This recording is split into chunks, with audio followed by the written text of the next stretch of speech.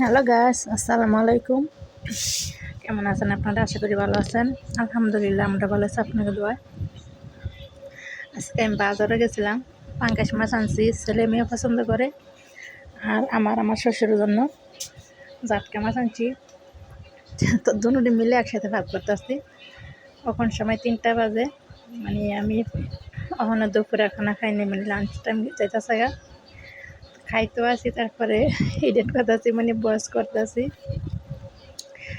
আজকে ভাগ করছিলাম, মানে বাজার থেকে আয়া তাড়াহুড়া করে মাছ টাছ করতে, তারপরে ভাগ করতে করতে সময় বেশি হয়ে গেছে গা। যে আমার রান্না মানে কোনো তরকারি বাদি ভাগ করছে, এটি আঞ্চল করে, তারপরে ডাল ভাগ করছে আর কি। সাথে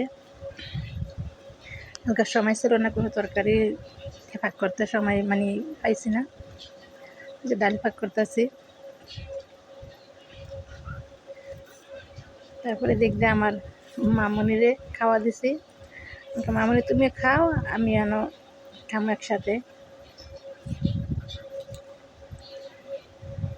আর এই যে ডাল, কালারটা অনেক সুন্দর, খাইতে অনেক ভালো লাগছে ডালটা।